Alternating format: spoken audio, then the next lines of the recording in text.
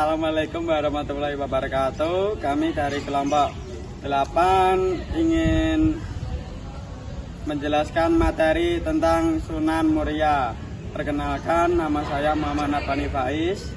Saya Naifa Ramadhani. Saya Marisa Nur Azizah. Saya Musti Nur Jayanti.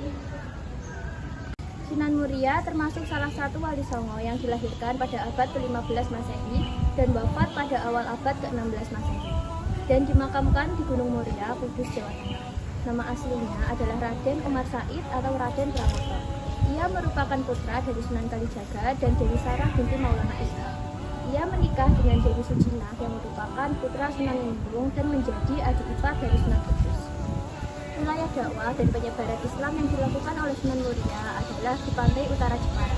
Sunan Muria berdakwah di sekitar wilayah Kayu, Pati, Juwana, Kudus, dan lereng-lereng Gunung Muria.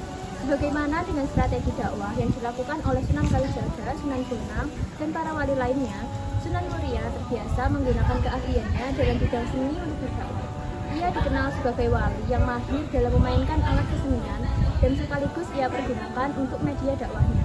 Ia merupakan seorang wali yang gemar berdakwah di desa-desa terpencil, bahkan di pelosok desa yang jauh dari pusat kota. Ia sering menyendiri dan menjadikan tempat-tempat yang tenang untuk menyebarkan agama Islam.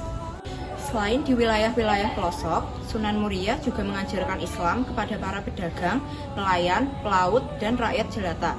Ia dikenang sebagai seorang wali yang memiliki tubuh yang kuat. Hal tersebut dikarenakan tempat tinggalnya yang berada di puncak gunung. Sunan Muria hidup pada masa Kesultanan Demak, yaitu kerajaan Islam pertama di Pulau Jawa.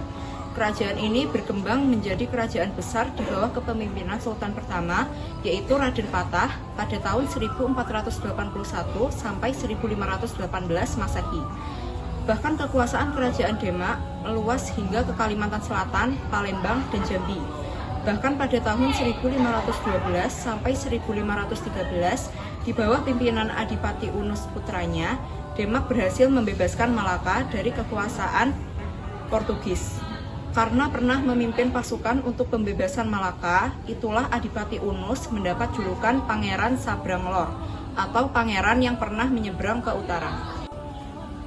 Sunan Muria memiliki kontribusi yang sangat besar dalam penyebaran Islam di tanah Jawa. Metode dakwah yang dilakukan pun tidak jauh berbeda dengan yang ditempuh oleh Sunan Kalijaga, yaitu tetap mempertahankan kesenian gamelan dan wayang kulit sebagai sarana dakwah. Ia berdakwah kepada rakyat kalangan bawah di daerah Kolon, namun ia tetap bertempat tinggal di Gunung Muria karena ia merasa damai dan nyaman serta dapat bergaul dengan semua masyarakat serta mengajarkan ilmu bercocok tanam, berdagang, dan melaut. Sunan Muria juga menciptakan tembang Sinong dan Kinanti sebagai media dakwah. Dengan syair pada tembang-tembang tersebut, ia mengajak masyarakat untuk mengamalkan ajaran Islam dalam kehidupan sehari-hari. Ia belajar tentang gaya dan pendekatan kepada masyarakat dengan melakukan pembenahan yang sekiranya harus disesuaikan dengan perkembangan kehidupan di masyarakat. Salah satu keberhasilan dakwah Sunan Muria sebagaimana para wali lainnya adalah kemampuannya memahami kondisi sosial masyarakat.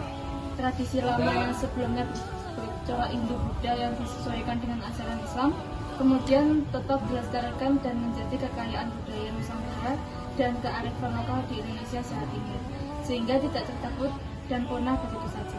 Oke, berikut ini catatan sejarah tentang alasan mengapa Sunan Muria lebih senang berdakwah kepada masyarakat lapisan bawah adalah karena ia mengikuti jejak ayahandanya Sunan Kalijaga. Dalam hal ini, para sejarawan menggolongkan pola dakwah Wali Songo menjadi dua tipe, yaitu yang pertama, golongan abangan. Golongan ini disebut juga aliran Tuban atau aluran.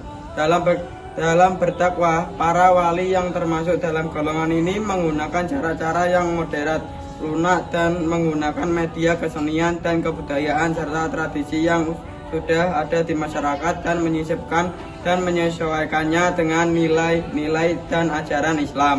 Termasuk pada golongan ini adalah Sunan Kalijaga, Sunan Muria, Sunan Kudus, dan Sunan Gunung Jati. Golongan ini lebih suka melakukan dakwahnya kepada rakyat jelata. Yang kedua, golongan putihan. Golongan ini juga disebut aliran santri. Mereka berdakwah dengan menggunakan metode yang langsung bersumber dari Al-Quran dan Sunnah. Pedoman umat Islam pada umumnya, golongan ini lebih suka berdakwah kepada golongan ningrat dan bangsawan.